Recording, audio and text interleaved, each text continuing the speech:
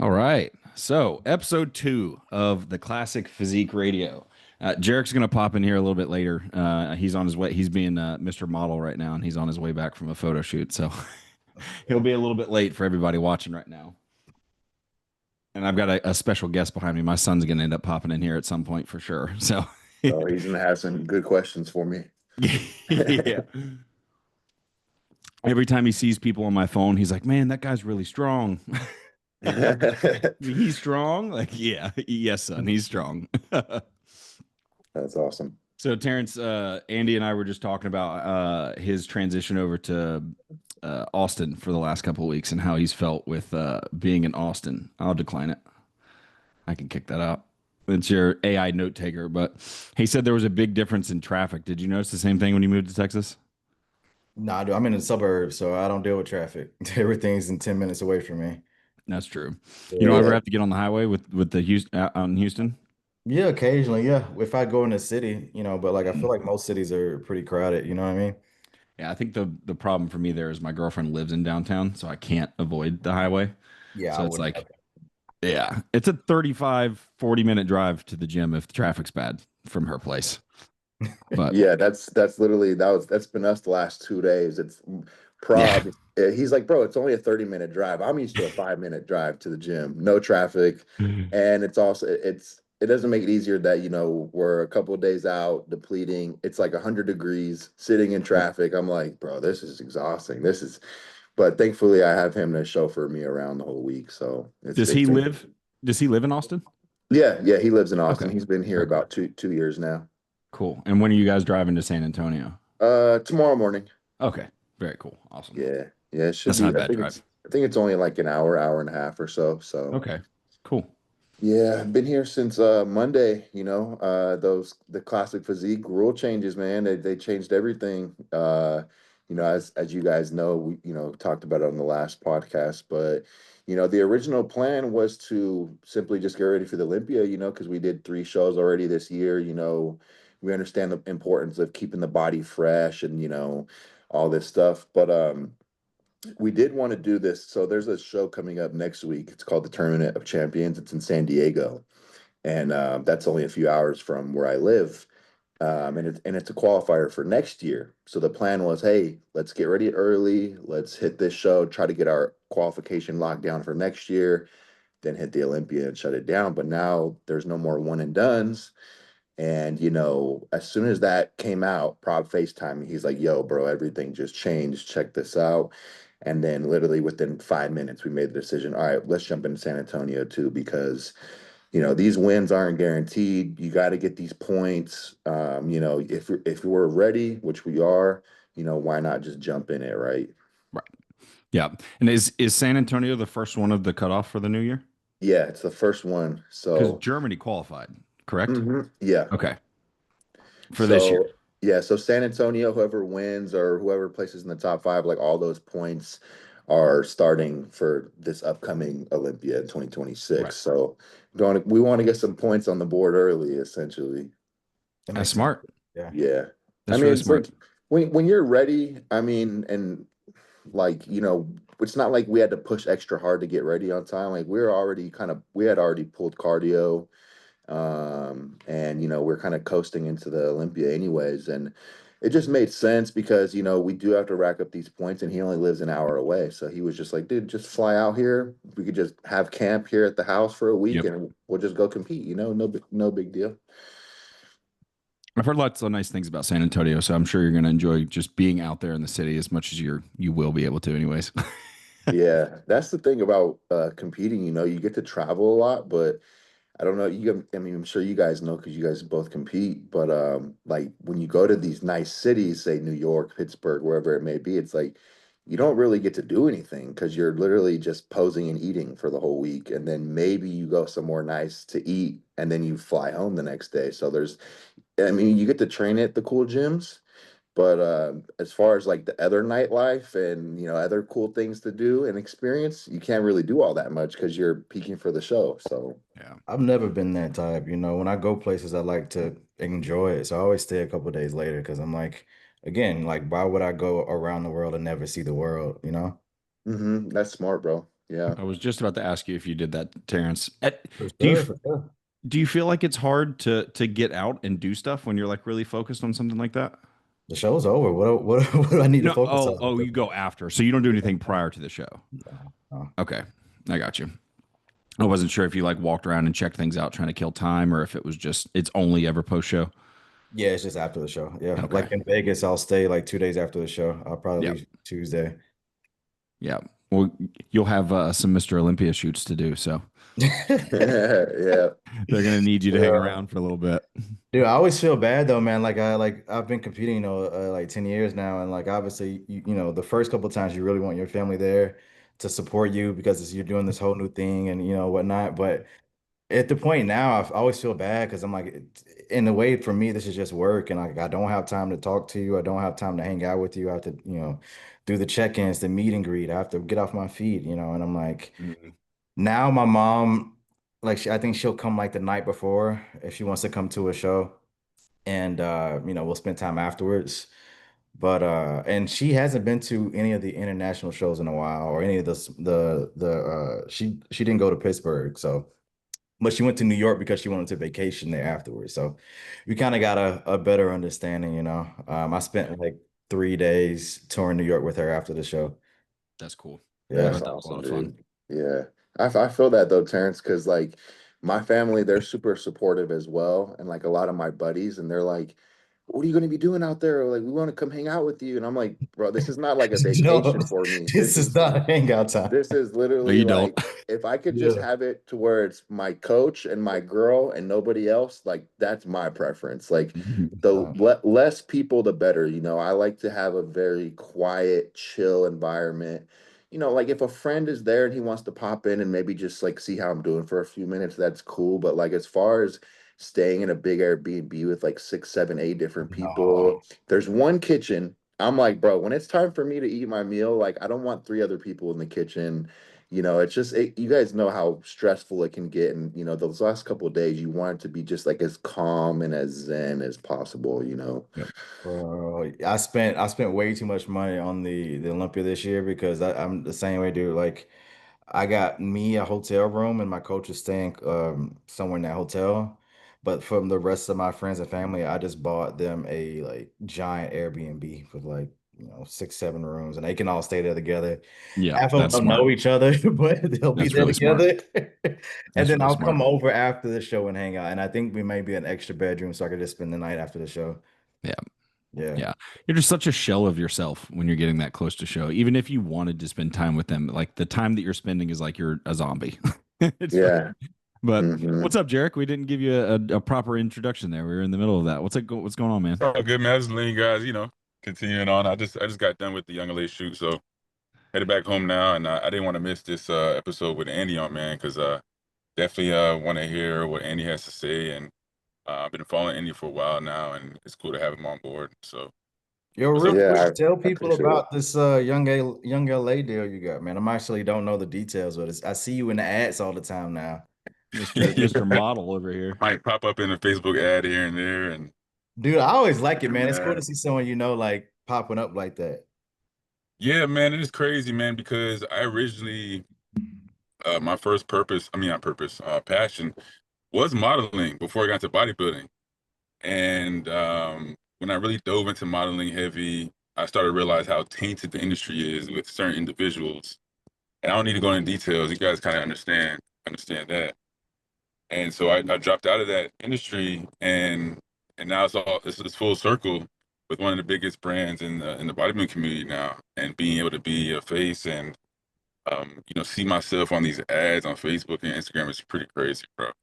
You gotta be a pretty ass motherfucker to be on Young LA's like cover. Yo. Jarek's going to be the pretty boy of the crew. Yeah. Damn. Yeah, man. But it kind of started. Honestly, man, I did a podcast with Now, and he was like, "Man, I really like your look, man. I think I'm gonna reach out to the owners at Young LA and see if they'll be cool with having you on board because I think you'll make a great fit." I was like, "Bro, I'll be honest with you, bro. Like, I'm not the best seller, like, you know what I'm saying, and I don't want to be pressured to sell anything, and my following is not huge. Like, a lot of these companies now, especially in the bodybuilding industry, these supplement companies, they're looking for influencers now. they're no longer looking for bodybuilders. They're looking for influencers because they can sell shit. No matter what it is, they can sell it. And so he's like, man, I don't know, man. I think they'll like your personality, yada yada yada yada yada. He reached out, and they hit me up in the DM, bro, and it's been on since then. You know, I think it was November last year, and so it's been cool, man. You know, we have 2 other shoots lined up next week for Black Friday, so it's pretty cool. Very cool, man. That's Busy awesome. man, busy man. That's awesome. So I was going to pull this up here for anybody who does not know Andy. Can everybody see is it sharing the screen? Sure. All right, cool. So Andy, what 3 shows? You've won 3 shows now this year, correct? Yeah, it was 3 back-to-back weeks actually. The first one was on the far right, on the top right rather. That was the optimum. Yeah, that was my first pro win. Very, very surreal, of course, you know. And then I had already signed my contract for Legion, which was the following week. I mean, we had these shows picked out like in January, you know, we're just like, hey, we don't know, like, let's go try to get a couple of top 5s. Let's run it. Let's collect the data. And, you know, I had already signed on my contracts, obviously not knowing I was going to win the first one. And we're like, hey, you know, we feel good. Let's go hit Legion. So then, you know, the next week we went to Legion, and then we won that as well. And then we just had one more, which was the Oklahoma Pro. And same thing, I had already signed my contract and booked my flights and everything. And we went out to Oklahoma. There was 28 guys in the lineup, and we won that one as well. So it was my first pro win, and then literally 2 wins after that, back to back. So, you know, as far as like taking the moment in, it never really happened because it was just on to the next peak week, you know, week after week. So, and it was a lot of traveling and stuff. So, And you just posted this an hour ago, correct? yeah, that was post workout today. Yeah, that was just a little post workout training. Nothing too crazy. You might be in condition, man. Which one was your favorite show, man, that you did? You know, as far as like the athlete experience, like how they treated the athletes, or like my experience in general, like what I remember or what's more memorable to me. All of it. All of it. Uh I would probably say man, that's tough. Obviously, you can't really beat the first pro win, you know. It's like Yeah. something that's like I still sometimes I'm like that's crazy that happened. I honestly probably think I think Legion because they put on a really good show. The promoter is really, really good. They're super on time. They're like, hey, you guys are gonna be on stage at 10, literally 9:55. They're lining us up. Like it went very smooth. And I think that one too, because Reno, where the show is, it's only about a 5-hour drive for me and my family. So like all of my family was there. You know, my mom, you know, obviously my girlfriend, my close friends, a lot of my close friends from the gym. They're actually able to, you know, come out there because it was a short drive. And it's just such a cool feeling like winning in front of like your friends and family. And then we all went to Cheesecake Factory after we ate. And it's just, you know, I feel that's probably my favorite part of competing is like, you know, regardless of the placing, just being able to spend quality time afterwards with your family is like, man, you really see who's like you really see who's supportive of you and who's in your corner because those people could be doing anything else with their weekend, you know, but they choose to come out there, spend their own money and like just to come watch you compete. And I think like you For really 5 minutes. Yeah, exactly. It You really know, is. Yeah. No, that's cool, man. I'll probably say Legion. Yeah. I've been really impressed with that Oklahoma Pro Show. I'm not gonna lie, man. So I think it's a fairly new show, and I had a client in it last year for the amateur side, and for it being in the middle of nowhere in Oklahoma, they've done a really good job and brought in some pretty fucking competitive people. It's a pretty good show. Isn't that their first pro show, right? Last year was the first, I believe. Because they saving money on where it is, I guarantee. It's in the middle of bumfuck nowhere. It's in Tulsa, and I'm sure you guys know, like sometimes, that's a really big venue. It's nice. You're like, oh, okay, cool. It's this huge. This is at like a high school performing arts center, Yeah. like an amphitheater, like a cafeteria. And I'm like not knowing what to expect, but we go, and this stage is incredibly nice. They have stadium seating all Yep. the way up. The stage was like, the lighting was amazing. Although I never really do it, but backstage for the athletes, they brought pizza. They had like a chef back there cooking, like they had snacks, goodie bags, like I was they took care of us. That's I a was very impressed when I went last year. Very impressed. Yeah. Are you gonna be doing that show again next year? Honestly, bro, as of right now, Heard it I, first. in a perfect world, I really, really would like to win these next two shows, San Antonio and San Diego, although it's going to be a tall task, of course. I really want to get this Olympia 2026 solidified, and then my goal is to apply for the Arnold. Hopefully, I get accepted for that, and then hit the Arnold in March, and then just shut it down to the Olympia, because we've been on prep since January. We had like a little 6-week gap before we started back up for the Olympia prep, and my body does feel very, very fresh, but we still are about 7 to 8 pounds under the cap, and there's still some improvements I want to make, especially on my backside.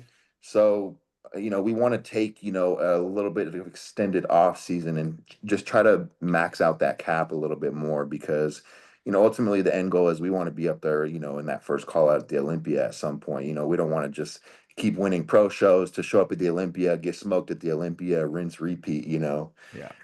So yeah, in a perfect world, I'd love to lock it down, and then just do the Arnold and then shut it down from there.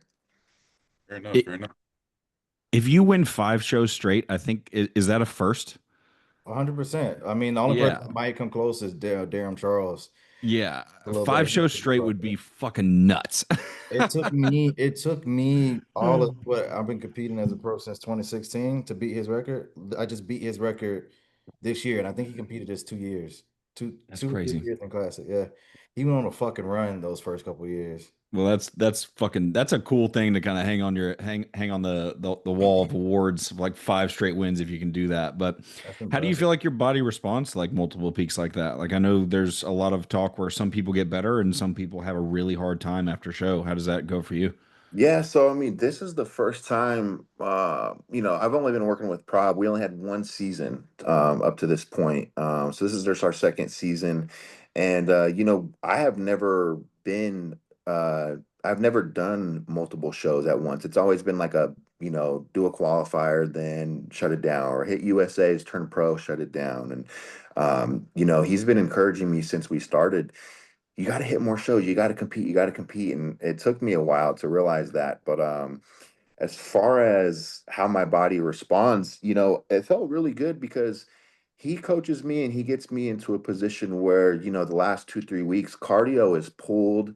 And we don't use any T3, T4. We don't use any peptides or anything like that. Just overall drug use in general is the lowest it's ever been since I've been working with him. And the body just feels fresh. I've done preps where I'm doing 90 minutes of cardio 3, 4 days out, and it's very hard to bring that back to life in such a short time. So we don't really use hardly any diuretics whatsoever. So the peak is very, very stress-free systematically on my body. We feed up pretty heavily, and I also just love competing. So um, by the third show, I still felt very good. You would think with all the flights peaking again, we would get worse. But like if you look at the photos, every single peak, we were a little bit sharper, a little bit fuller, a little bit drier. And obviously that's a testament to him coaching, right? I just follow the plan, and I just, do what I'm told. So What do you guys think about the flights? What do you guys think about like I know back in the day they used to say like, oh, when you be careful about flying too close to a show because you're gonna hold water. I've never had that issue either, man. Like I don't know too many people nowadays that even talk about that. I don't know if that was just maybe the heavy diuretic use back in the day or what, but like I don't really hear too many people complaining about holding water on flights.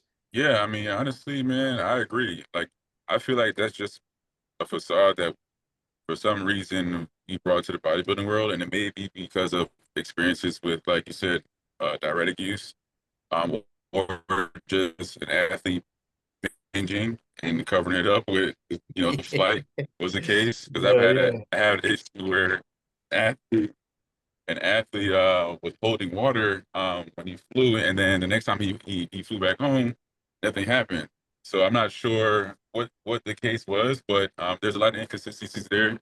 It was never a repeated case for me as an athlete myself, where I would gain 5-10 pounds of water from flying. I would always just either hold the weight or even drop weight when I land. I mean, that's just my experience, though. I feel like two things. Well, for one, some athletes like their head cases, right? Like they stress Yeah, out, they freak out about everything, and obviously flying can be stressful. If your flight gets canceled or delayed, if you're not headstrong and you don't, operate like an adult and you let that type of stuff stress you out, cortisol might rise and that might mess up the look a little bit. But also too, like you shouldn't be like eating high food on a travel day. Like we specifically, like if we're flying, say from like, I don't know, California to Texas or wherever, and we know for half that day we're going to be traveling, we just go very, very low on food, because we're sitting on the plane, we're not getting any movement in. And, by the time we actually land, like you said, Jarek, like you're not going to be holding 10 pounds of water. Right. I think I think part of the other issue too is like I know I'm bad about this. It's like I don't want to have to get up to pee, right? So people will start to not drink as much water, right? And then we all know that like just weird things can happen when you start to throw that off. And then you took the words right out of my mouth, Andy, of like there's some look, I don't really handle travel that well. Like I don't like being there by myself. I have to get there aggressively early because I feel like I'm gonna forget something. So if somebody stresses themselves out, I could see that being a problem. But yeah, I don't know. It's definitely curious because like I've never had an athlete fly somewhere and then it be like this holy shit, what the fuck happened thing, you know? yeah. And when I say that, I don't mean like it's never like you're not gonna hold any water at all. I mean like the drastic water retention, man, Yeah, like FEMA and all that. It's like, bro, right. I've Mhm. never experienced it as an athlete, and I've never experienced it as a coach. You know, We're- I've been you coaching for 8 years, so Similar question. Just curious your guys' thoughts on it. When you are going like in a drastic difference of climate, do you think that there's a bigger difference there of like somebody needs to get there earlier? Like if you're used to being in a really hot place or really humid place and you have to go somewhere that's a little cooler or vice versa, do you think you need to get somebody there a little bit earlier to adjust to the environment?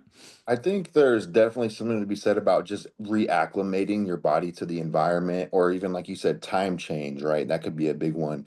But I feel like if you get there, like my go-to is I try to get there Tuesday or Wednesday of a Saturday show. I see so many guys, like even at the pro level, they get there Friday morning. And I'm like, Mm-hmm. dude, like, what if your flight gets delayed two Yeah, hours? that's a bit You're much. you It's a like bit much. Yeah. that's crazy. I just like why Uh, would you not just give yourself the extra couple days and save yourself the stress? Even if the flight's a little bit more, you pay the extra to have that peace of mind, right? Yep. Yeah, I imagine at least my thought process is the only reason I could think of someone doing that is like a financial reason. But like you said, like you're spending all this money to do this show, you need to do it right. You need to save up that extra, what, 200, well, $200 to $300 for an extra night at least. Because Yep. Friday ain't it. That's not it, man. That would Well, stress me the fuck out. another Yeah. thing too, Nick, to go back on what you asked about, like the peaking 3 weeks in a row.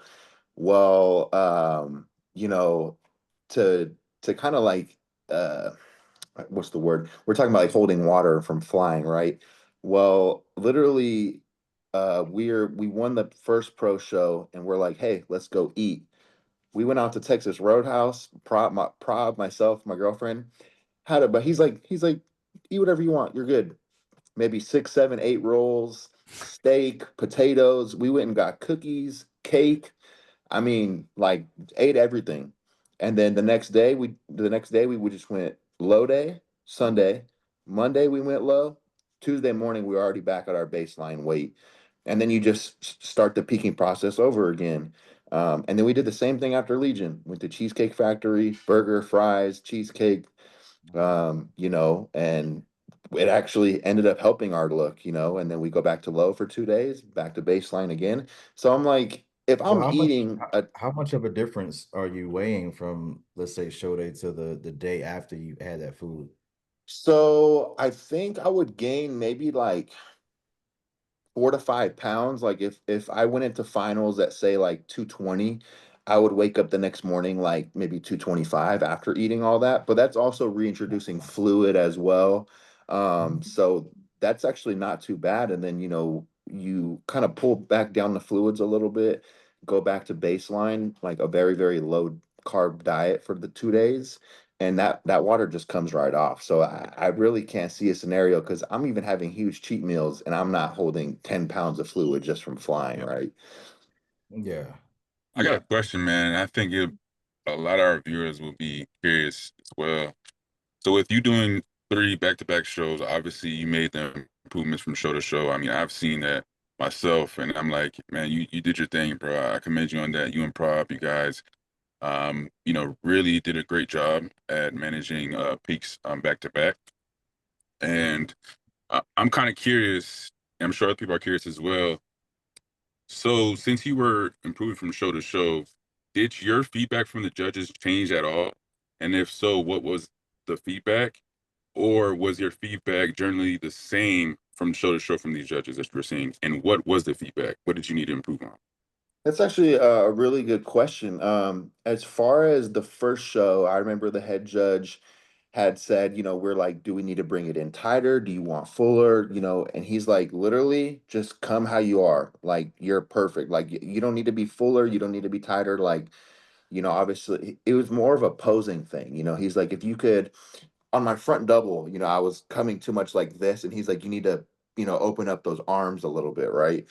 And that was it. And then at Legion, same thing. No critiques as far as like condition or oh, you were too flat, you need to be fuller. It was a posing thing. It was like, hey, you know, everything looks good from the front. You're very, very good, but you just need to bring up your backside. You need a little bit more tissue in the back. Um, and then the third show, same thing. They brought up my front double. They're like, hey, like we don't know what it is, but like you can be wider. So they're like, I don't know if you need to pop your lats out more or drive those elbows forward more. It was all just posing critiques. There was nothing specific about, hey, you look a little bit spilled this time around, or you're too flat, we need you a little bit fuller. So hopefully that answers the question. So what do you do to fix that mistake now?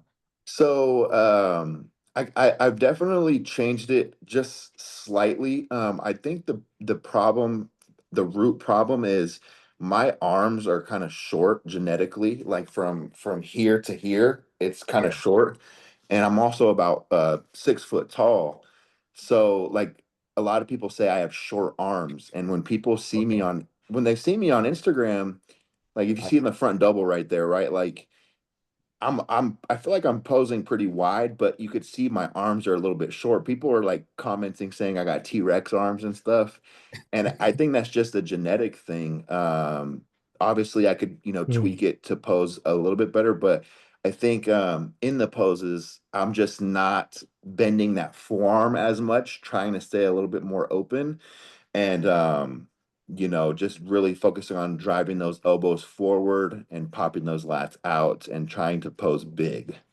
See, like right here, you could see it's almost like my knuckles are too close to my delt. So okay. No, I don't I don't think I mean you tell me, but I don't think you can get any wider in that shot. yeah. It's always interesting, man. I think we had on the menu today to talk about like judging and feedback and critiques and stuff. And like I think a lot of times when it comes to listening to judging feedback, what they say may be correct, but like the way you interpret it or what they interpret it may be wrong. So like they say, oh, it's a posing issue, but like you said, it's probably just the length of your arms, and they're not recognizing that issue. So I think like sometimes when it comes to like getting feedback from judges, you have to do a little bit of like deciphering what they mean, you know. Yeah, because I mean, a judge could tell you, "Hey, bro, you need to bring up your quad sweeps," but like, it's not my quad sweeps; it's where my quad inserts. Like, I can only do, Exactly. I can. It's not a an effort thing or a training thing. It's like this is what I have genetically to work with. So Mhm. but I will say though, my arms are like a weaker point, especially my triceps. So in the small little gap that we had in between the three shows to now, really just focusing on a lot of overhead movements, trying to build that outer sweep, and just really trying to get these triceps thick because, as you guys know, the tricep makes up, almost 75% of the arm, and it's so important, especially like in the side shots, that lateral head. If it's completely flat from the side, you lose a lot. And then also, I mean, even in like the back double, if you have flat triceps, like I just it's a very important muscle to bring up, and I know we could definitely work on that as well. I think that'll help as well. Yeah, and that's the reason why I asked you that question too, because I was wondering if the feedback was changing as you were progressively going through the season and improving on your fullness, because sometimes the judges can't really decipher whether you are actually lagging that body part or you're actually flat because they probably don't see you as much. And I think that's an important thing that you got to take into account as athletes. Like, take everything with a grain of salt and do your homework. You know Yeah. what I mean? Because sometimes you may be spending 2 years in the off season when it could have been a peaking issue. Yep. Oh, I mean, it's a subjective sport at the end of the day, so all of us are going to have a difference of opinions of what things look like. Like I know Steve Weinberger's getting a lot of shit right now because of what he told Ramon with the crucifix pose, and Ramon came out and said something about it because people were just like riding Steve Weinberger about it. But it's like it's his opinion, and he's been in the sport for longer than most of you guys have been alive. Like it's just what he thinks, and but if Ramon likes it, and it's what he wants to hit, then he's going to hit it, But so do we want to go ahead and go in? Do we want to go into the Germany show, go through classic on that, and then go into San Antonio, or what do you guys want to go do from here? just one more thing about posing, we can move on. But Yeah, like people say the judges or this and that, but like there's what 5 to 9 judges depending on the show you do. So how many judges did you actually speak to? You just speak to one, or did right. you speak to every single one? And I know a lot of times people get upset. Well, like they say, like, oh, this judge said one thing and that judge said another thing. I personally think that's not a bad thing. Like obviously you need to have some consistency in general, but you need a little bit of variety as well. That's why you have these different people on the judging panel, because some guy just might like this guy might just like tall people. He just has a bias towards tall people. Or this person might just have a bias towards guys with bigger arms. This guy might have a bias towards legs. Everyone has their biases, whether they're like subtle or just fucking pronounced, right? And Yep. you need those different opinions to make things more fair. I think that just makes it more fair. Like if every Great judge point. agreed, yeah, yeah. Great point. Yeah, that's a good point, bro. Yep. All right. We can Well, talk cool. about shows. As Yeah. far as the Germany show, man, Terrence, what do y'all think of this kid, Peter? I think that's how you say his name. Piotr. Man, I Piotr, followed him. I've been yeah. following for a little bit, man. He's I impressive. I'm just like me and Prop were just sending each other his pictures constantly. We're just like, dude, this I don't know how old he is. He looks very young. Um, but man, this guy's shape, his condition, his muscle bellies, like he's very, very impressive. And for that to be like his first pro win, like these new crop of classic guys, I mean, it's crazy, man. Like, you just don't know like where the division's going to be within the next 2 years because it seems like every year there's another couple guys that's like, where did this guy come from? For It's sure. crazy. Like Neal, for example, he's one of my favorite classic physique guys. He's about the same height as me, so I look at his physique and I'm like, obviously his shape is a lot different than mine. But I really, really admire his physique and I look up to it. And seeing his rate of progress, it's like 2 years ago, really nobody knew who he was. And now people are saying, oh, he's going to be in the top six. So Classic is very, very exciting because there's new names every year that pop up. And then it's just like, whoa, where did this guy come from? It's one of the things that Jarek and I talked about a couple of Yeah, times I was where it's just gonna like, say that, bro.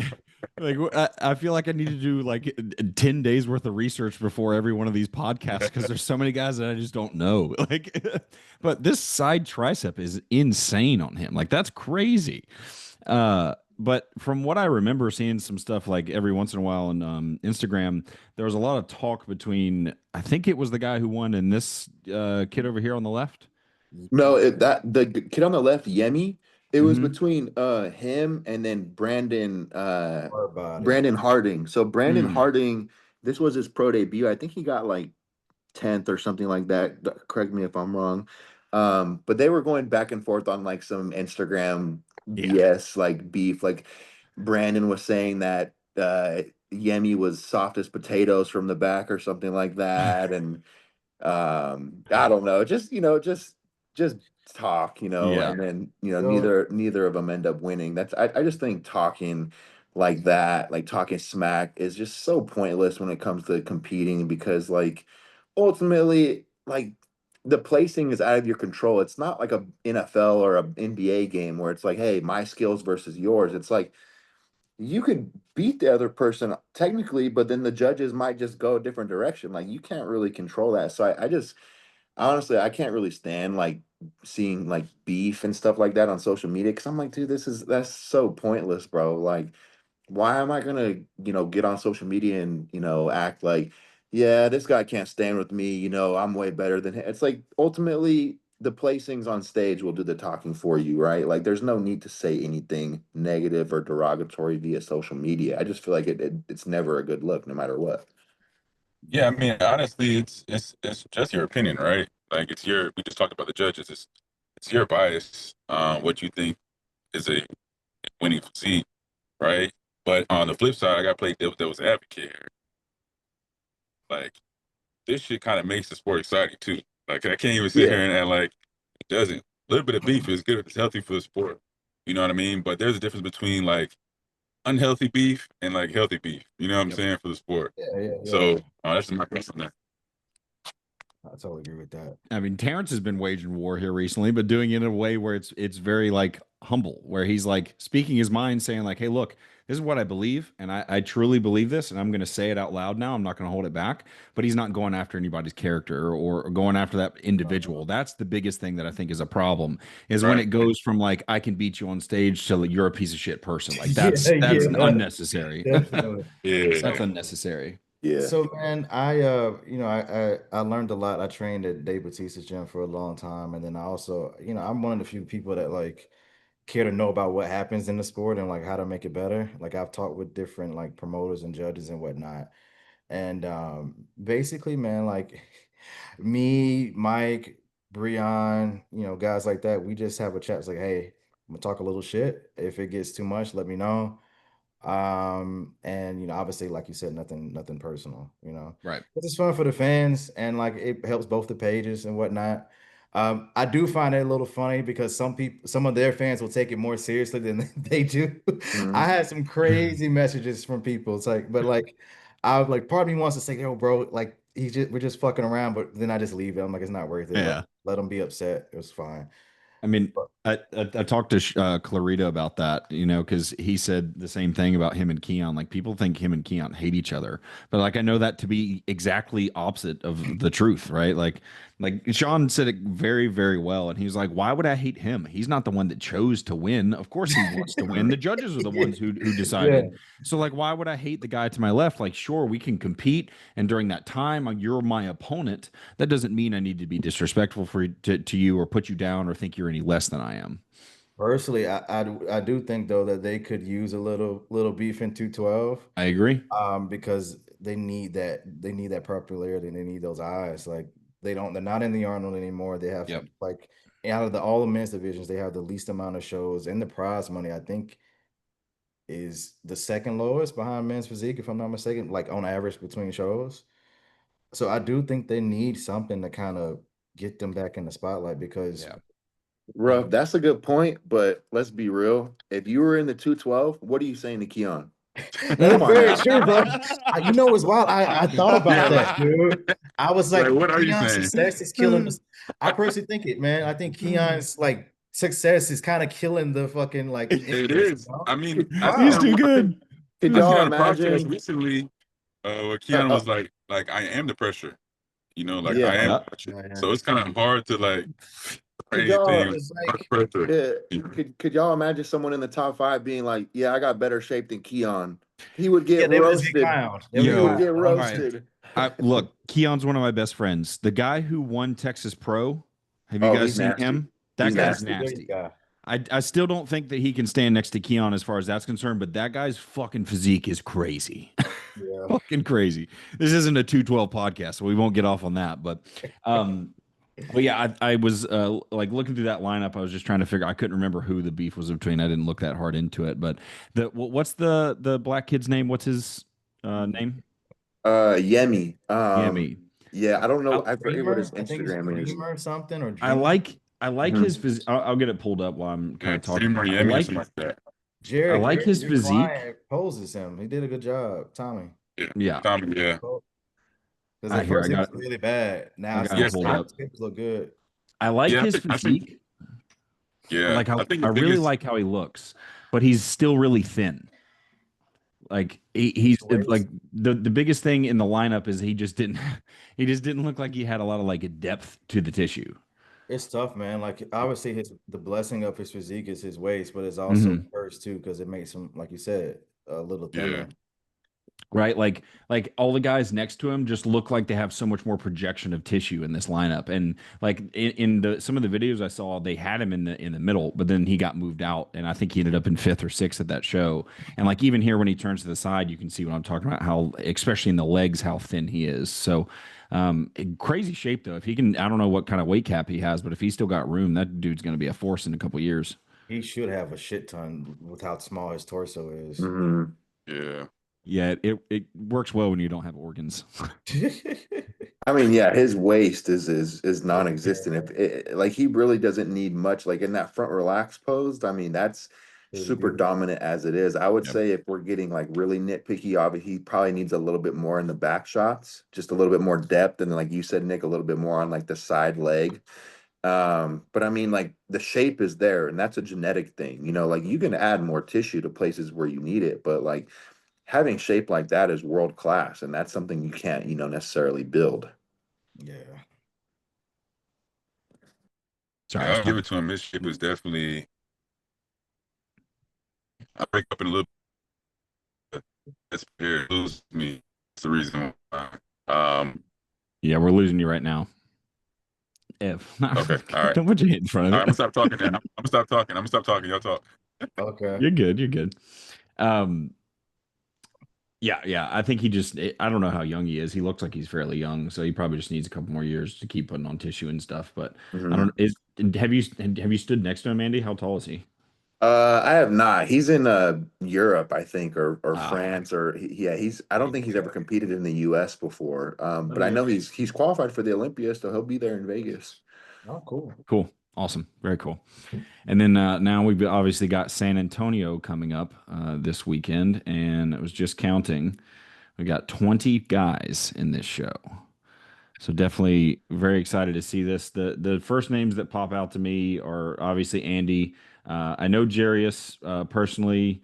Anton, the young guy who turned pro 2 years ago at nationals. Yeah. Jay Yount, and anybody else that I'm missing, It's Nick? just a legit show. Oh, No, you missed a lot of Kellen? people. Yeah, I you. don't know. I don't know a ton of them, to be completely honest. So y'all are going to have to teach me some shit here.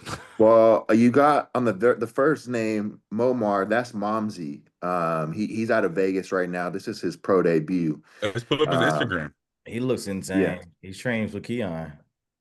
He lost to the guy. You know what's crazy? He lost. No, is this his pro debut? You said? I think actually No, he did FIBO, and he Yeah, lost to the okay. guy that placed 4th or 5th at this past show in Germany. Valentin. Jesus. Oh yeah. Valentin beat him in FIBO. I remember. That's crazy. That's insane. That's density, man. It's crazy. But yeah, he looks fantastic. I forget where. I think he placed 2nd in FIBO. What I had it confused with, this is his first show in the U.S. is why it's not his pro debut. Yeah, he looks insane. And then That's a video. who else we got? Yeah, I'll go back Well, to it. there's I'm getting one distracted now. hitter who I was not familiar with. It's about the fifth name down. Kai Rilo. This Yes. man, he Yes. doesn't like. He hasn't competed in a year. He won the Texas State Pro last year in 2024, and he doesn't really post that many physique updates. But this dude, I mean, he's legit, man. Like Jesus. Impressive. he's peeled. He's very complete. He's a taller guy. I mean, his posing is very, very good. He's legit. He's legit for sure. He's very good. And this was a year ago, mind you. This is November 12th, 2024. So I He's mean, been to the Olympia mhm. last year. Okay. And then we also got Kim, who just won his pro show a couple weeks ago. Kim Santos. Kim Santos. Let me get it all pulled up here. Yeah, so many of these names I don't know. So this is all new for me. Wrong one. Wrong one? Put Kim back in. All right. Well, this guy's getting a little shout out right now.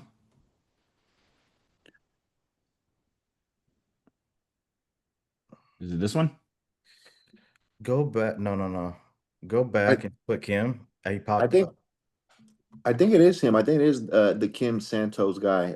He just did RGV. Oh, my bad. I was thinking of Angel. That's Yeah, the Kim. Oh yeah, Kim Angel. He won, I think, 3 pro shows this year too. Or okay. Sorry. So I guess it was one of these two Santoses. This one yeah, or this one? it's the first one. Yeah, he just Or here's did. an IFBB Pro here. No, on the top, on the very top, Kim the Immortal. Yeah, he just did RGV and he did Texas Pro this year.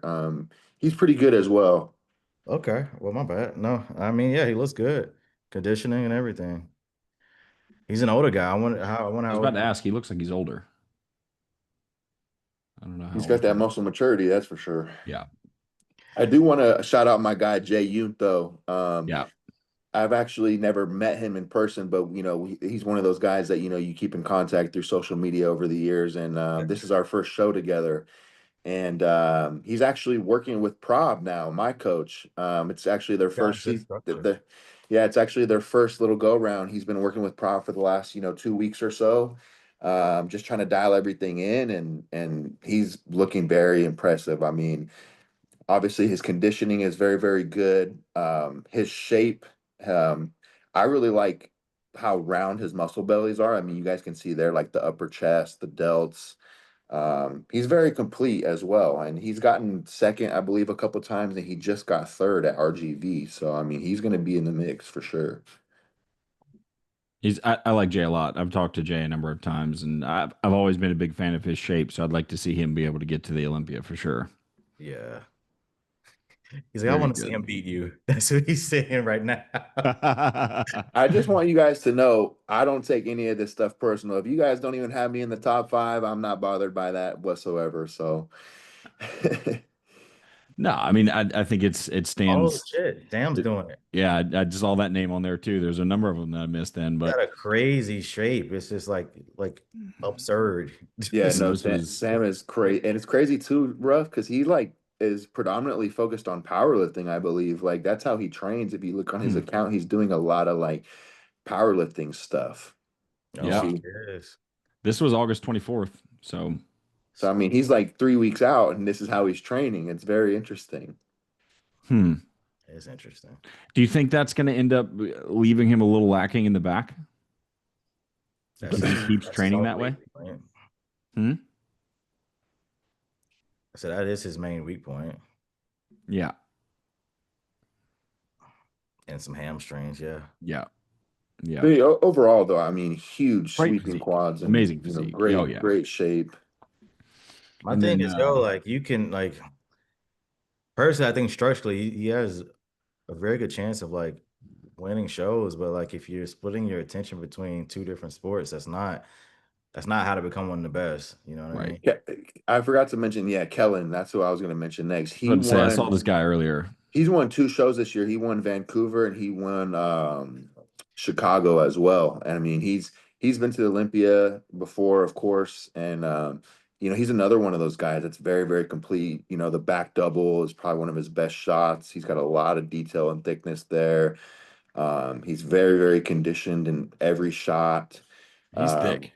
I mean, just a couple guys we've seen, you guys can already tell this lineup is like very, very good. You know, any of these guys could be right there in the mix to win it.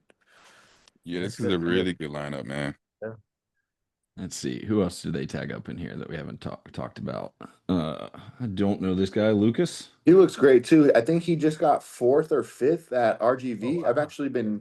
I think he got fourth at RGV. Yeah, I've actually been seeing him at the gym the last 2 days here in Austin. Like this spot where he's posing, that's the same spot where I've been posing. It So looks familiar. yeah, He's got some really good arms. he's Yes, it super does. tall. I think he's like 6'3" or something like that. I like the way his I don't shoulders care about cut. height at all.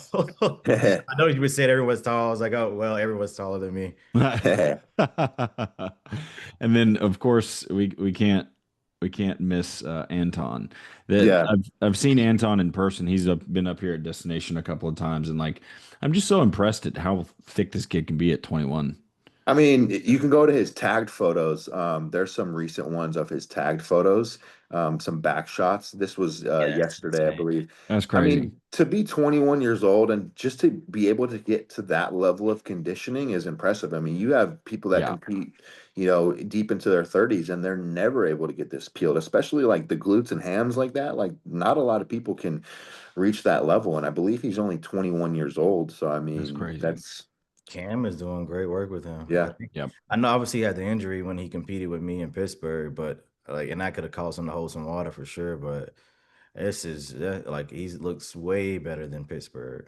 It's Yeah, he's up, I believe, like 12, 13 pounds. He said something like that on his story. I think he's up like 13 pounds. I'm bad. You good. Yeah, it's really interesting because his physique, like when he's at the gym, I'm looking at him like, he's not that big. And then all of a sudden he starts pumping up a little bit. I'm like, oh fuck. Like what?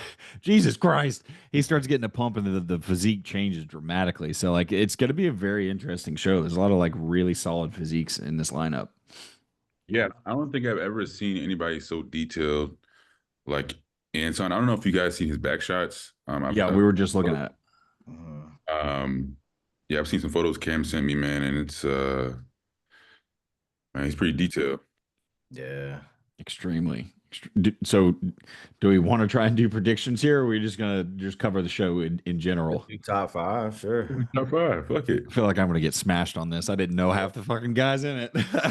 I mean, just the guys that we looked at, I mean, yeah, obviously no disrespect to anyone else. And I mean, who knows? I mean, some of these guys, we might not even have clicked their profile. They might show up and shock everyone, you know, like, Yep. But just the guys we looked at, those will probably be a lot of the guys in the mix. So, I mean, you could just probably base your top 5 simply on those guys, you know? Yeah. You guys want the list up so you can make your choices looking at that? Yeah. Cool. Who's going to be the brave soul that goes first? I'll go first. All right. Shout out to everyone competing, man. I'm still let's see top 5 in no particular order. Oh, we got to go order here. I was about to say we got to go. You got to pick an order for doing predictions. Nah. That's a little disrespectful. If you want to do an order, then we don't need to have the guests competing on. Like, I'm not gonna make any predictions. And Terrence, I promise you, bro, I don't take it personally, bro. That's fine. We'll do top 5.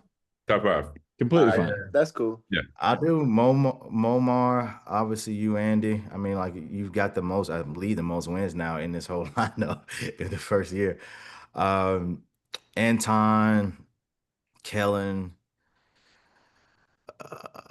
Let me see I guess we did just go over 5 people. Yeah, and Jay, Young. Yeah, I mean, I think we went over the top 5. Yep. Yeah, pretty much. I mean, Yeah. I don't think any of us are gonna. Oh, yo, we got Sam. We got Sam in there. I think Sam versus I can't see James could be very close. They both have really good shapes. It's just gonna come down to who's conditioning. Now, I do feel like Yunt is looking a little bit harder, especially since he's not powerlifting at the moment. I think Sam could be up there if he nails it, but I think this is the biggest thing, right? This is just bringing in the conditioning. With Sam, yeah, I'm always shocked, man. I'm surprised he hasn't won a pro show yet, dude. I see him online. I'm just like, dude, it's insane how he's shaped, dude. I feel like just when he gets in that lineup, his back and his hamstrings just don't end up doing him a lot of service. True. I think the biggest issue is his back because I mean, like this guy's winning shows who don't have the best hamstrings for sure. I think the Right. back is probably the biggest problem. Right. Man, I'm gonna start a pot, man. I'm gonna do my top 5. Do it. Go for it. This name, bro. Based on what we've seen. All right. So it's just based on what we've seen. I may have to go back in here and switch things up. I don't even know if we're gonna do a podcast before the show, but I will go with Andy just because on paper, I mean, and what he's done these past few shows, his past showings was phenomenal. 3 back-to-back showings and improved in every single one. And I think he's pretty complete. And then I have to go with Anton.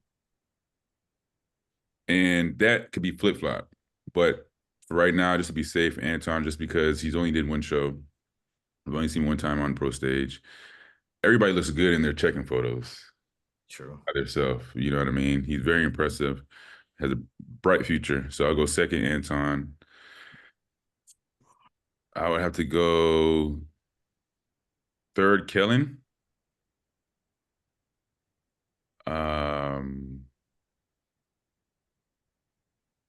Let's see who we got. Who am I missing?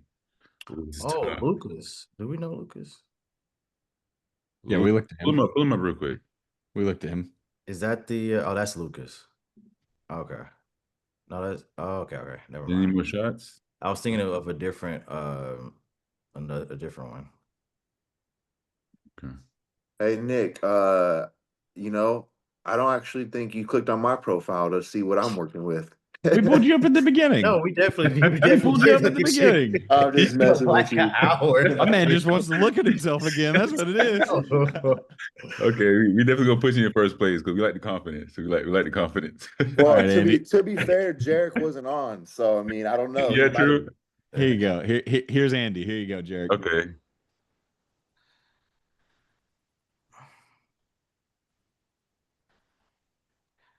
Yeah, I've been Yo, kind of. Andy, so what's your mindset going into these shows? Do you go into it thinking you're gonna win, or you try not to have any attachment to what's gonna happen, just show up, do your best? Like what's your thought process? You know, honestly, bro, I've just realized, you know, over time, I think putting a lot of stock into simply just how you place can ultimately negatively affect you. And for some people, you know, add negative pressure. I've never really looked at competing like, oh, like there's so much pressure, I'm gonna crumble under it. I look at it like, you know, it's something that I love doing and it's meant to be fun. And as you know, like there's only so much we can do, right? Like we do everything that we possibly can to bring the best look on stage and display it. And then like literally the name of the game is just you just leave it up to the judges. You know, like you might get lost in the shuffle at some shows, you know, you might be exactly what they're looking for. There's so many intangibles that are out of your control. But obviously, yeah, I mean, I train to win. You know, we don't show up to these shows and do everything that we do to not win. But at the same time, I'm realistic in knowing everyone's going to win. So, I mean, everyone's coming to win. So not everyone is going to win. So ultimately, like first, second, third, whatever it may be, our goal is always just to just bring our best look. You know, if I show up and we're our all-time best and we fall short, I can sleep at night with that. You know what I'm saying? I don't put all of my stock into simply like win or lose, black or white, you know. But yeah, I mean, we train to win, bro. Everyone trains to win, of course. Yeah, so let me finish my top 5. Yeah, So, go ahead, bro. My bad. like I just cut me off. So we'll go with for fourth. I think I said Kellen. Was that third? I think Kellen. I said fourth. I think you said third. Third, Kellen. I think fourth will be Kai, and then fifth, I think JU Young. Okay. That's my thought process there. Again, first and second could be flip flop because just Anton has crazy shape. I think he probably the lineup probably has the freakiest shape, in my opinion. Yeah. So, all right. I'll go Momar, Andy. I'm going to put Jay up in third. and then I'll go Anton and Sam. I'll put Sam in 5th. So that's my top 5 there. Even with Sam not his conditioning at once. Yeah. Oh, Yeah, we'll see. I mean, shape can take him a long way. We're gonna see. okay, Sam, we really We're gonna see. I So mean, what's really crazy is all three of you guys had a different top five. Which that just goes to show you, there is no clear cut winner. There's not even a clear cut top five, really. I mean, I don't think Jarek had Momar in his top five, and then you have him winning, Nick. So I mean, that just goes to show you like how deep the lineup is. I mean, there's so many different ways it can go, but that I think ultimately was the goal of the IFBB and the point system. Now you're not going to see shows now where there's, one guy and then everybody else, unless Terrence is doing it, of course, but now, Terrence is only gonna have to do one show from now on after this season. Nah, well, I don't know. I was talking. You know, it's funny. I was talking with Lee Labrada yesterday. It's always cool to. I don't see him too often, but I saw him yesterday at the gym, and I was asking. I was like, man, like I was talking about the Grand Prix that used to happen, right? Like for anyone who doesn't know what that was after the Olympia, there would be like 4 or 5 shows back to back to back. They would have some shows like literally like 2-3 days apart, right? And all the top athletes would go over there and compete. And the places would fucking change nonstop. Half the people thought it was like done so everyone can get their qualifications early because like each week someone different would win. You know what I mean? One week Dexter would win, the next week Kevin. yeah. It would be all over the place. But dude, like if I win and they had that, I would do it. Like I don't care. Like I get like how legacy wise it's cool to say you never lost, but like dude, like that type of experience is like really, really cool. I mean, Terrence, there's Prague, bro. 2 weeks after, jump into the Open. Yeah, I've had it's like the 4th person told me to do that. I was like, but look at Prague, bro. Like so, like say for instance, you keep Prague because that's you see what people are doing with Prague, and just add on 2 other shows in Europe, easy. Yep. And then like what you do is people don't like the business of bodybuilding. The promoters cover the cost for those top athletes to come out to their show. That's why because obviously it's a win-win thing. You know what I mean? Yep. So I put up a Q&A on the Instagram. So let's do a couple of quick answers to these questions, and then we'll wrap up here at the end because we're a little over an hour now, and then I gotta go get my dog here in a little bit. So, first question, whoever wants to run it first, how many mock peak weeks do you run before it's actually showtime? Yeah, I could go ahead. I've run 0. Andy? Straight banging, right? So we don't really run like a mock peak week because like, I mean, that's like a whole week of time. It's usually like a mock peak and that might be like a day or two, right? Like maybe you load like a moderate load and then you do a high load, or you do like say a back load or a front load. And maybe this is only when you're ready, mind you. Yep. And you can afford to do a mock peak and feed extra just to primarily collect data. We usually, depending on like, how we look so far out, we might start our first mock peak 3 weeks out. We run it once. Okay, we collect the data. Okay, then we keep digging. And then, depending on if we, need a refeed day, then we kind of just like the more mock peaks you can kind of do, the better, because that way, come show weekend, okay, I fed this guy this diet 3 times already, and this yielded, it yielded this result. So it really takes the guesswork out of any peak stuff. Yep. Anytime I have to do something like that with clients, like when they're getting closer to shows, it's more or less that like, all right, we've gotten to a point where I just need to feed you because I've been digging you really hard. So like, while I need to pull you out of hole, let me also see how your body responds to this amount of food. Right. And that's kind of like what I really do now. I got a little obsessive with that for a bit of like testing things on people when we get close to shows, and all it did was slow things down. So it's like you don't need to be testing a peak all the time. What you need to be doing is focusing on getting fucking shredded.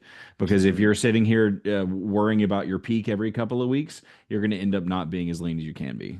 Plain and simple. Yeah, I agree. I mean, that's why I said 0 mock peak weeks, because I think you should spend time actually like getting in shape. Yeah. I think you can collect a lot of data from 24 to 48. Well, I usually do 40-hour feeds. I think 24 hours is not enough time to get the body to respond, right? Because if you feed someone a big feed for the first 24 hours, they drop weight, that's only telling you how much they're probably digging. You know what I mean? And it's not going to give you a true uh, result on what that would look like on peak week, because essentially you should be getting rid of a lot of stressors and fatigue on peak week. So you may not even need to feed that hard. Yep. Makes sense. Yep. Yeah, I get you. All right. Is it better to stay lean year round and grow muscle, or bulk for like 2 years and get fat? Definitely don't get fat, bro. Never. I don't think in any circumstance getting fat is optimal in whatsoever, because ultimately, that's insulin sensitivity that's being diminished. Two, once that's diminished, you're just going to accumulate fat more quickly, and then ultimately, if you're a competitor, especially at the pro level, that's just more fat you're ultimately going to have to pull off come prep, and that's just going to make your prep a whole lot harder.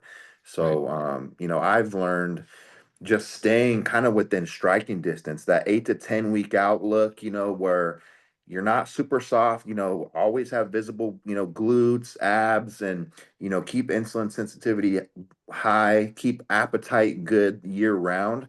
I think there's something to be said about just keeping the body sensitive all year round. Yep. I Trying think, to keep a set point is the best thing to do. Like not going too high above kind of like a healthy level of body fat. Yeah, I was just gonna add to that. Yeah, like what you're saying, Nick. I think it all depends on the individual. Yeah. Not everybody can keep glute lines year round and just lines everywhere year round. Because I've done actually. Now I haven't analyzed any blood work. Athletes has went to get blood work done, and they told me what they seen, and some of them were in a stressful state trying to hold that look, when in reality they're probably gonna not benefit as much if they were actually a higher body fat percentage. Yep. You know what I mean? So. And then two, like we've all been there. Like we've all had to put on a hell of fat at one point in our career. Like I think it's necessary to be fat sometime in your career to really get that leap of muscle tissue that you do need to then pull things back and be able to be a little bit leaner year round. When you're younger, I think that's a good idea. Yeah. So when you say fat, let's put some terms on it, because fat is different. It's a very subjective word, and a lot of people different. So in the bodybuilding community, we're talking like we're still holding somewhat of a silhouette, right? When I mean by putting on fat, I mean you're going to lose a little bit of lines, right? But you're still holding the shape and silhouette, right? And we're still looking at blood work. We're still looking at inflammatory markers. We're still looking at blood pressure. We're still looking at FBG. You know what I mean? So as long as those are in a healthy range and you're accumulating some sort of fat, there's times where you need to push it a little bit and put on a little bit of fat to get the amount of tissue that you do need to be competitive at some point in your career. I feel, unless you're taking the long route like Logan Franklin, where he's lean year round and you don't mind being patient. Because at the end of the day, let's be real, y'all. Like most of us aren't impatient. Like we want it now. Like let's be honest. We want to gain 10 pounds of tissue in a year. Like look at he's telling everybody he gained 12 pounds of tissue in a year. I mean, that's something to be proud of. And there's nothing wrong with that. But that's just the reality of our sport, because at the end of the day, we're not going to be bodybuilding until we're 60, 70 years old, right? So we want to be able to get the progress we need in a short amount of time to be able to be competitive in those years where we can. So you're saying as long as their blood markers are good, like body fat isn't a huge concern. Okay. I'd say be able to keep visible abs. I think that's the easiest way to kind of quantify this, is like, let's keep at least some visible abs, 100%. I also think too, you could look at like something like their check-in markers, right? Like if they're gaining 3 pounds a week every week, it's like, okay, that's too much. It's too much, Yeah. And so that question leads in the next one pretty easily. So what's the best thing you can do to keep your abs waist tight? Don't get fat. Yeah. Keep cardio in year round. Yep. Yeah. Other thing is, man, like I've gained like 40 pounds above my stage weight before, and I got up to the first off season I did. My goal was to get as big as possible. I competed at 145, and then this is back when pro hormones were a big thing. So I was hopping on those. I was eating like everything under the sun, and like the scale was going up every single week. I didn't care what the mirror looked like, and I got up to like 195. I remember I wasn't doing any cardio. I was on a rich piana diet, so I was having like ice cream at night, and like it was yeah, I was Hell yeah. torturing myself. Hell yeah. Those are the best days, bro. That was me as a But teenager. Same personally, shit. I don't think you should do it because I remember I got back down to like 150. Like if I would have been like shredded, I would have been 150 on stage. I was 155. So 40, what 45 pounds, no 40, yeah 40, no 55 pounds Oh, of weight to just cut back down and only be like 5 pounds heavier. I think that's a yeah. bit excessive. Yeah. That's pretty excessive. I agree. I'd like similar thing happened to me. Like I pushed all the way up to like 270 about two off seasons ago, and my stage weight turning pro was like 200 pounds. So I pushed up to 270 to do essentially what Jarek is saying. Like, let's get our weight to a very, very high point. Let's hold it there. Let's let that tissue stick. We're trying to, build new tissue. So sometimes that requires you to like, go past a certain threshold. So we held 270 for 4 or 5 months and literally pulled it all the way back down to like 205. And I'm like, so I lost 65. Yeah, and maybe I was over dieted a little bit, obviously, but like I didn't put on 20 pounds of tissue. I feel like I just got fat, which made my Bro, prep harder. yeah, Yep. 100%. It does make your prep a lot harder. Yeah, and Yep. I think what I'm saying is like I think in order to learn from that, like you have to actually go through that shit, like because Mhm. athletes don't understand sometimes, and just telling them they don't get it, and you have to kind of experience that because I've been there, right, and I've put on like 40, 50 pounds of I guess you could say fat, a little bit of fat, and I cut down and I actually put on 10 pounds of lean tissue, like stage tissue from my my pro qual win to my pro debut. 10 pounds of stage like lean tissue from doing that. However, I could remember times where I was driving home on the highway and I was having heart palpitations. So it wasn't a healthy like gain, but I did put on a good amount of tissue. But definitely longevity wise, probably not the best route to take. Keeping that waist tight, man, keeping the abs in, like you said, Andy, cardio year round, I think is the best kind of approach. And this is Classic Physique Radio, so I mean, I'm gonna assume the person who asked that might compete in Classic. Like, Yeah. having clean lines and a sharp like waistline, the way to blow that out is by gaining 60 pounds in the off season, Yeah. like year after year after year, because that visceral fat will add up. And then like, before you know it, your waist grew 2 inches and you're like, oh wow, I put on all this size, but my waist grew. So then your physique actually didn't improve. It actually got worse. So in Classic, really maintaining those clean lines and that nice tight waistline all year round is super important, I think. Yep. All right. Well, I'll ask this last one and then I got to get rolling. But what did it mean for Andy winning 3 shows this year to make a name memorable? I'm not sure what that second part is, but what did it mean to you to win 3 shows in a row? Man, it just honestly, I think the one word that comes to mind would just be, gratifying. Like we all do this because we love it and stuff like that. But just like being able to kind of slowly make a name for myself in the sport has been obviously great. There's obviously some type of, value income wise, building your name and your brand. But ultimately, like it just made me more grateful to be able to do it, and be good at it. It's very validating to know, every sacrifice, over the last 10, 12 years that I've been doing it since I was 14, it does pay off. And when you're working towards a goal like as big as this, it's like you don't always know that it's going to pay off. And so sometimes there's not light at the end of the tunnel. Sometimes it's like, man, can I really continue to justify doing this? I'm spending a lot of money on it. Obviously, there's the health aspect. You're spending time away from friends, family. You have to sacrifice a lot.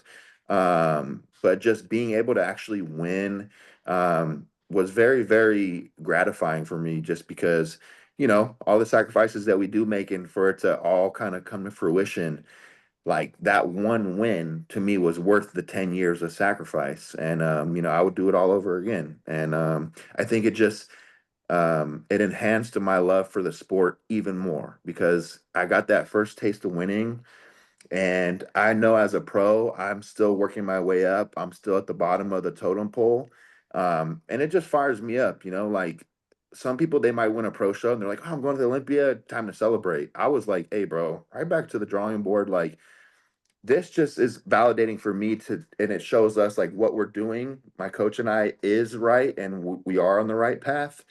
And we just need to continue to refine and improve and continue to do what we do. Yeah, I don't want to get too long-winded or anything, but yeah, I would say just very validating, knowing that all the hard work did actually, mean something, and it did pay off. So Yeah, if 3 pro wins back to back puts you at the bottom of the totem pole, that's a big fucking totem pole. No, you're definitely not at the bottom of the totem pole, man. That was what I was gonna say. 100%. Yeah. Yeah. There's levels to this, man. I kind of understand where Andy's coming from. Like this, now he's at that next level now where he's not fighting for that, 30-second first call out at the Olympia. Like now we're there. You know what I mean? So I definitely get it, man. And I want to commend you, man. A job well done, bro. You struck a lot of people. Thank you, bro. We got to finish off the season strong. We got 2 more before the Olympia. God willing, everything goes well. We bring our best package in a couple days, and I think we will. And I feel like I got the best coach in the game, Prob. I mean, you know him, Jarek. He's actually right here. He's right here with me. And, bro, what do? Yo, come say hey, bro. Show people. Bro, I love how the filter just brought him in like that. What's going on, man? What up, man? Work, man. Great work. I appreciate it, man. I appreciate it. You guys excited for the show? Oh yeah. Yeah. For sure. Yeah, it should be a good show, man. I mean, big lineup, lots of good guys. I heard you guys are top 5. Mine's a little bit different, but top 5 real quick. Top 5. My top 5 is gonna be Kellen, Kyrilo, you got James, Anton, and Andy. I think conditioning is going to play a huge role here. You have to, based on the top 2 or 3, other guys are going to have to be in really good shape here to get a look. And if you're not in shape, you're going to be the oddball out. Mm-hmm. Yeah. And Classic is all about, being peeled to the bone. And then obviously from there, doing your leg work and making up the ground a little bit in fullness, great shape, structure. So there's a lot of factors that go into it. But I mean, Jarek knows me. I've already put everybody side by side on the pictures based on their NPC news shots and where their everybody's weak points, because everybody's missing something in the lineup, in my opinion. So it's just going to come down to what the judges want on this day. Yep. Yeah, that's awesome, man. That's it. All right. Cool. All right, boys. Well, Andy, thank you so much for coming on, man. We really appreciate you coming in here, dude. So we're excited to see what you do this weekend. I really appreciate you guys having me on as the first guest. I hope to be on again soon, but I just want to say, I know you got to run, Nick, but boy, I'm really happy you guys started this podcast.